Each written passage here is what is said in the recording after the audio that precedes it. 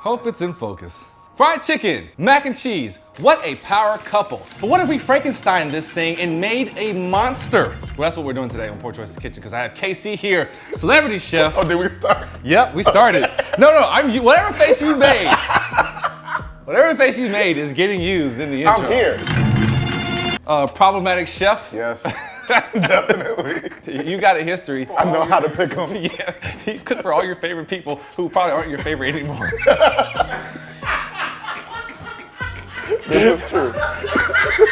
Yeah, what are you feeding them? I'm just cooking up cancellations, baby. Cooking up cancellations. I'm so glad to have you here today because we're doing something that you made, 10 years ago, 11 years ago?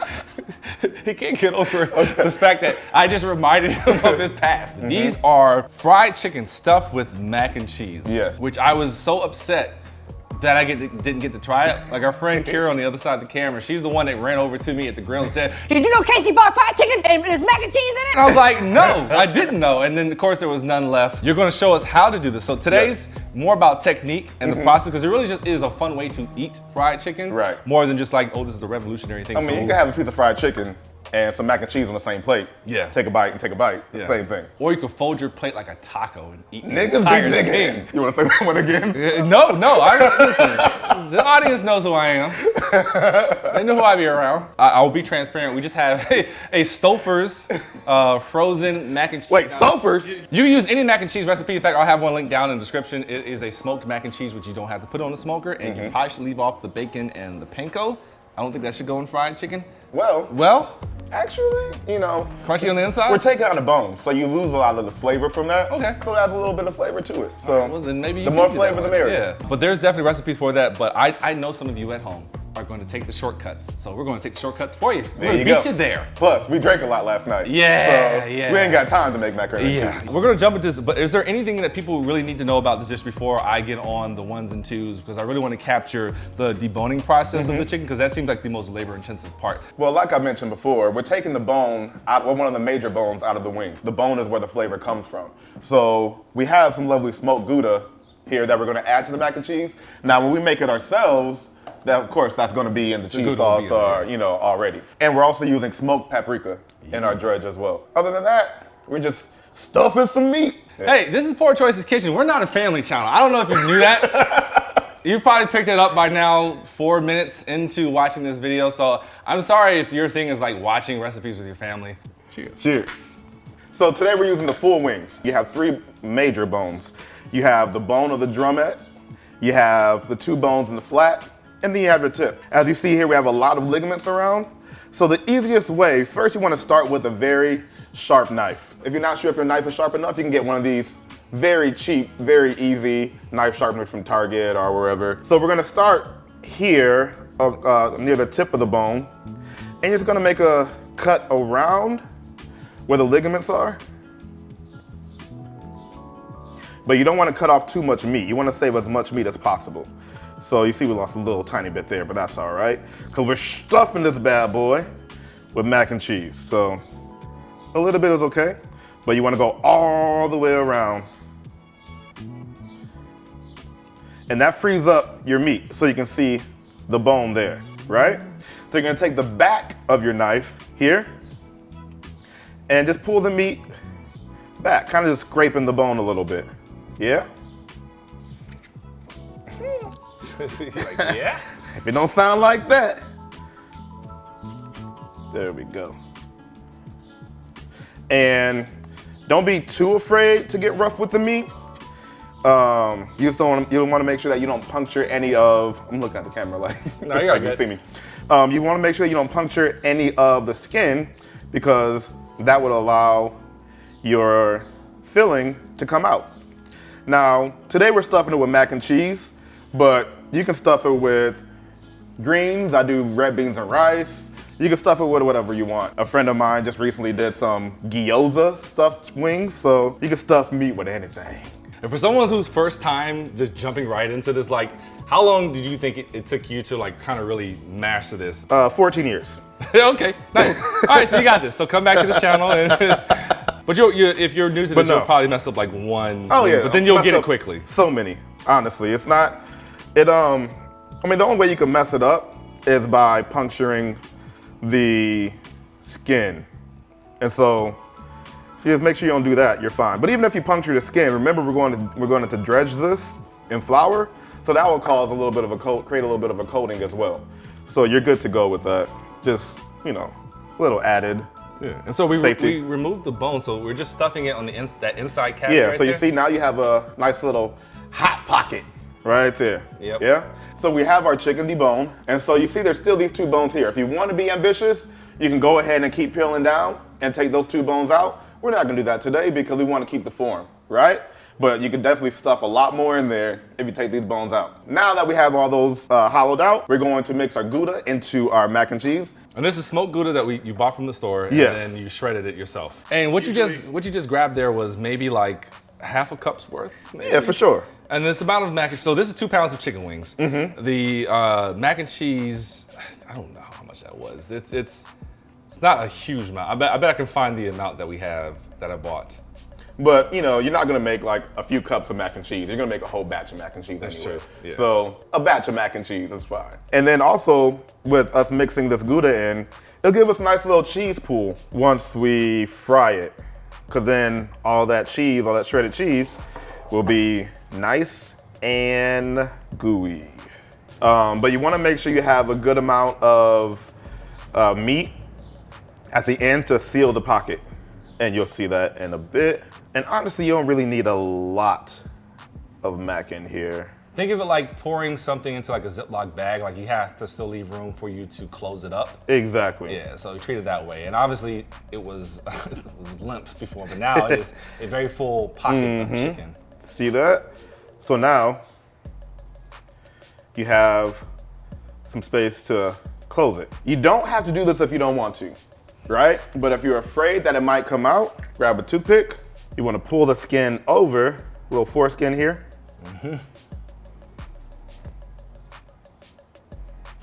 Give it a stab.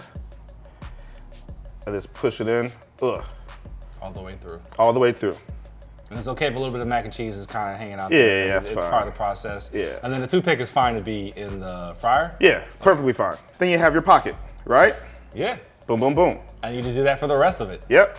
Get the rest of these ready, and then we'll move to the next step, which is, I believe, just frying, correct? Yes. We're gonna fry, dye, and lay it to the side. Hey. We'll be right back. All right, the meat has been stuffed, and that actually didn't take as long as I thought it was going to take. Yeah, so I should have told you. I should have counted you in. 3, 2, 1. There we go. Go! We are back. Hey. But the meat has been stuffed. It didn't take that long. It's definitely a good conversational, fun thing to do. Definitely. All right, so now that we have our chicken stuffed, we're gonna dredge it.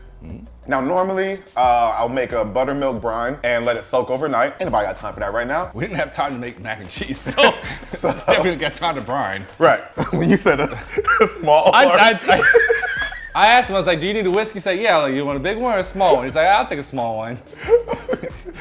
This is for an espresso shot. Anyway, we're gonna make it work. Put about 2 cups of buttermilk into a bowl. Is that 2 cups of No. milk?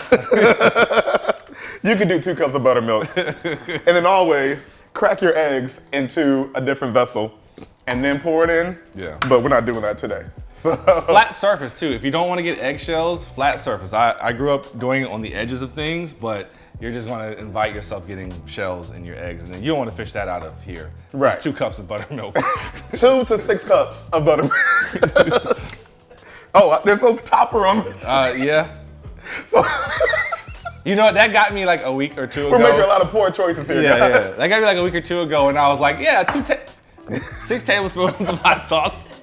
Yeah, so That was like a tablespoon. spicy recipe today. Yeah. No, that was more than a tablespoon. Think so? Definitely. All right, maybe like 2 or 3. It was like 3 tablespoons of hot sauce. Now we have a little Creole seasoning. Tony cha-cha-cha recipes. Yes, I wanted to use a Cajun seasoning that people have access to. It Yeah. should be in all your markets, but like, You know, there's a slap your mama. Yeah. Everyone has their own special Cajun I seasoning that love the that Heath their family Rise. goes to, That might have been a tablespoon or more. or more. We're gonna do some smoked paprika. Now, everything that I'm putting into the buttermilk, I'm gonna add into the flour as well. We're just making layers of flavor. A little garlic powder. And I'm throwing out numbers that, It just looks like. yeah, that's probably like a teaspoon, 2 Yeah. teaspoons. Now I'm doing what a lot of these social media chefs do, and they're just putting stuff in there and making up measurements and making cookbooks out of them. And when you buy them, you're like, oh, this isn't anything like what it is. Yeah. But anyway. Well, they learned that from food. They learned that from Food Network, because once I started cooking a lot and learning what an actual teaspoon looks like, I'm like, that wasn't a teaspoon, Sonny Anderson. That was like a quarter cup. Like, what? And so this is our wet mix. Yes. This is what we're going to normally soak the chicken in.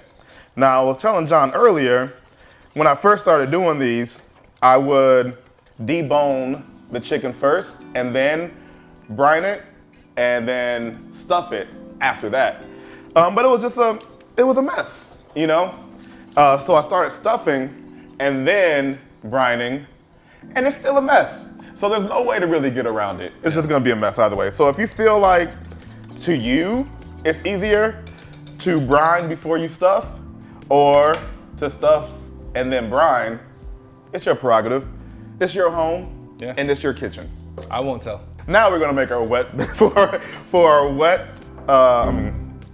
our dry dredge. Yay. There we go. The booze is kicking in. This is there Poor we Choice's go. kitchen. You know, eventually people lose their. See, this is the thing. The booze isn't kicking in. The booze is like reanimating you from last night. Because I still have a lot in me from last night. So this is just some all-purpose flour. All right, so you can be liberal with your seasonings when it comes to the dry mix.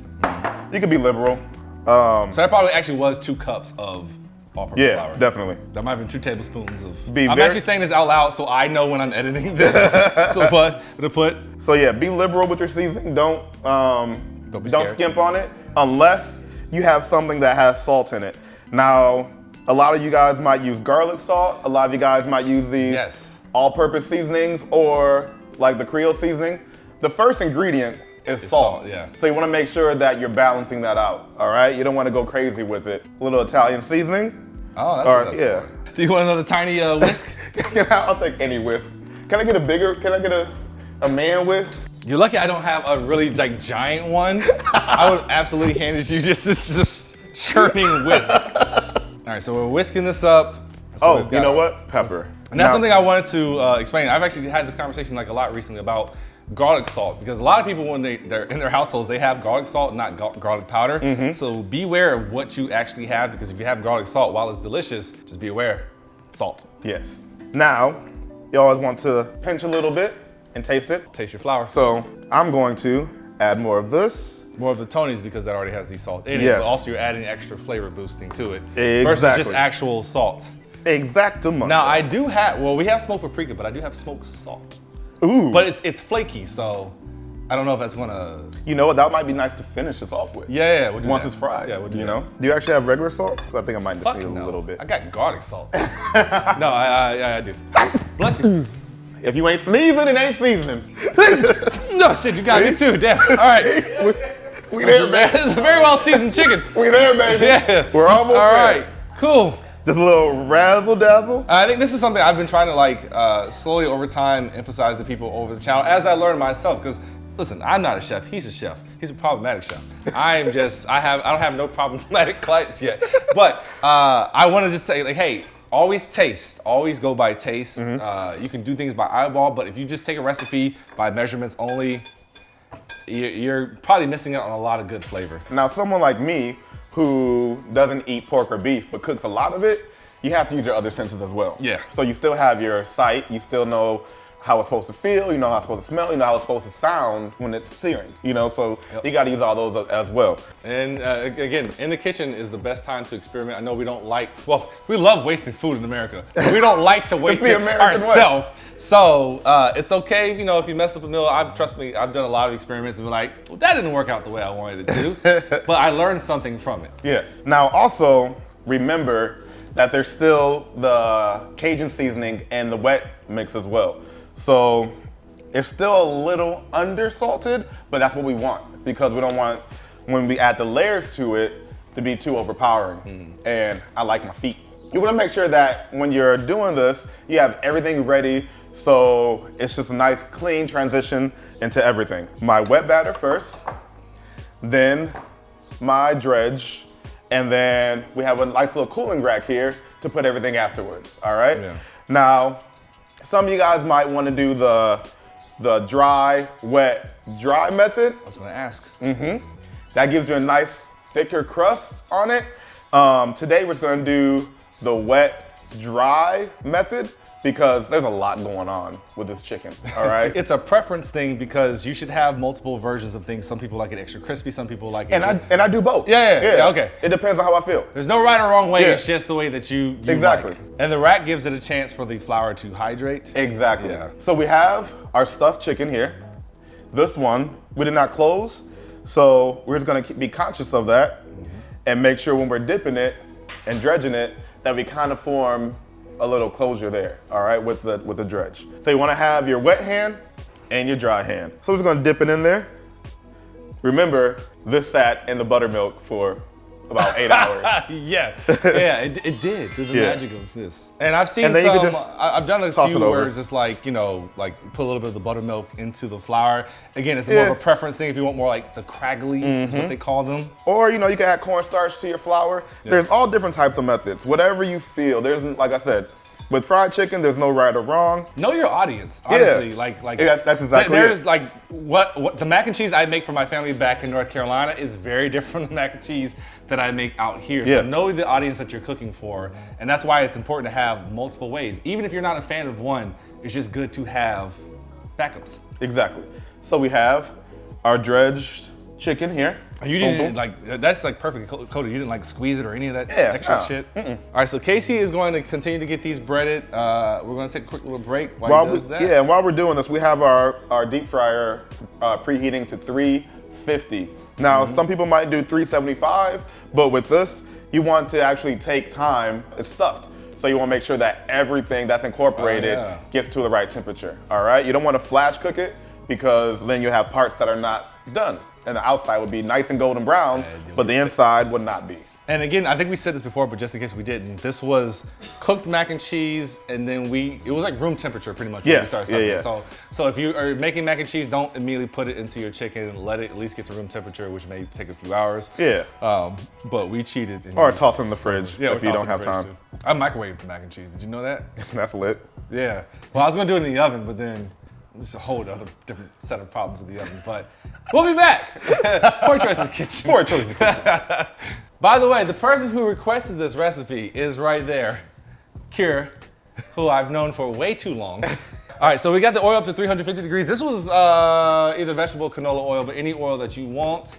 I know some people are a little bit more anti-vegetable, but just whatever you can afford. Use a nice crisp rice oil, if you want. Peanut oil. A little peanut, just make sure no one has any allergies. That's the only thing. Like I like peanut oil because it had a really high smoke point, but you never know if people have allergies to nuts. And so just to play it safe, use a vegetable, canola, rice, whatever. Our chicken has hydrated for maybe 5 minutes. And by hydration is just like the buttermilk and the flour kind of come together and create a little bit more of a integral, making things up right now, integral. Expeditiously. Exterior. But now we have it ready to go. Now how long are these gonna probably go in here for? Until they're done. 3, okay. I always promote a food thermometer. Like it's not silly to have this, even if you're just cooking for yourself. I use this all the time, and it's consistent results across the board if you have this. So don't be afraid to get this. This is a Thermopin by ThermoWorks. So what we're going to do is we're going to cook these until they're done to the right temperature. And I'm going to say about 15 minutes. 15? And then about 10 minutes. Okay. Yeah. Oh, I see what you're doing. About 20 minutes. Okay. I'll try my best to time this and put it in the description. All right, so we've got this Tefal Ultimate Easy Clean deep fryer that me and you both own. Yes. It's an amazing deep fryer because it cleans the oil and also it regulates the temperature, but you can also do this in a Dutch oven or just a pot full of oil. Just make sure you're regulating that temperature and keeping consistently at 350. So if you're doing it on the stovetop, the second you drop that chicken in, it's gonna drop in temperature, so you gotta crank that heat up. Yes. All right, so we're gonna they're gonna do this in batches, so we're gonna do this 3 at a time? Yeah. Slowly away from you, drop the chicken into the basket.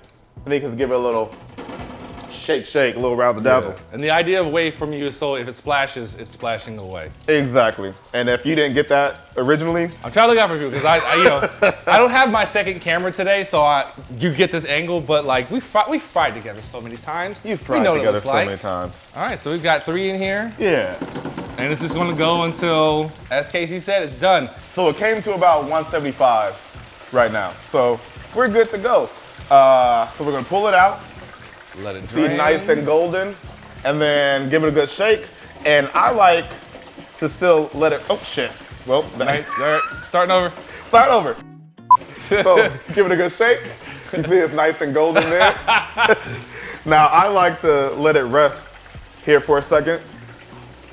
Oh, shit. Damn it, Casey. So pull it out, give it a good shake. You see nice and, All this is stinking. I like to let it rest on the ledge there. There we go. And just, let the oil just drip back down into it before I take it and put it onto our cooling rack. Now, the reason why we have a cooling rack, we want to drain the oil, but we don't want to steam the chicken. What happens when you put paper towels on the pan and just put the chicken right on top of that, the paper towels and the oil steam and make the crust soggy. The crust soggy. There we go. Yeah, what he said. We've been drinking. Now look at that. And you can see all your herbs and spices. That's true. And the mac and cheese stayed in. Yeah. John has some lovely smoked Molden salt. It's a nice flaky salt. I don't know if you can see it, probably can't. You can't. But they're nice big flakes, all right? It's really mainly for presentation, but the smoked gives it a nice little flavor there. Remember, we took out that bone, which gives us a flavor, so we lost a little bit there. So we want to add as much as possible. So even though they're nice big flakes, I like to grind them between my fingers a little bit to break it up a little. All right, so we've got a few more pieces. So we're gonna cook the rest of this, then we're gonna plate it, and then we're gonna have some, and that's gonna be that. Boom, boom, bang, bang. We're done. That was about 8 minutes. About 8 to 10. So let's get our people in who have been requesting this for like 10 years. Come on in. down. Kara and Nick. I will take the already cut open one, and then y'all dig in. It's finally happening. It's finally happening. They've been requesting these for years. And Casey's like, nah. Yeah, cheers. Hey. Cheers. That's special. It's just a good overall wing. Even with it being like 30 seconds in buttermilk. Imagine longer. That was, yeah, that hits. And you get the smoked gouda. Hey, this is Poor Choices Kitchen. So happy! I'm here every week. There's a Patreon link down in the description. Right $1 a month is all we ask for. $1 a month is all we ask for. Although you can pay more if you want to, or you can sign up for the YouTube memberships, $2.99, because YouTube likes to take the cut. All the money goes towards paying for recipes during these inflated times. There you go. This is amazing. Smoked gouda, not cheap. Thank you, Casey. Where can they find you at? On all the social media situations at Chef KC Cardwell. That's KCCARDWELL. All right, well, we're gonna go eat and get drunk. See y'all. Bye, loyal fans.